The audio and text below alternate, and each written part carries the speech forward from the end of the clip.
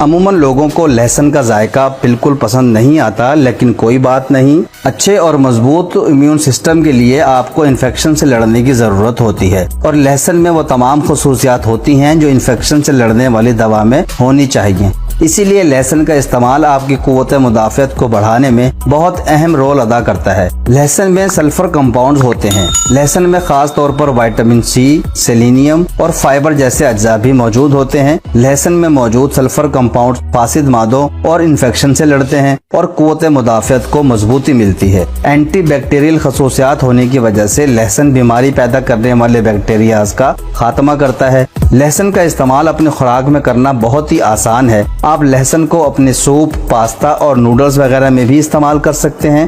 اس کے علاوہ 1 سے 2 جوے لہسن کے آدھا چمچ شہد میں شامل کر کے نہار منہ بھی کھا سکتے ہیں۔ یہ بہت ہی آسان ہے۔ امید ہے کہ آپ کو یہ معلومات پسند آ رہی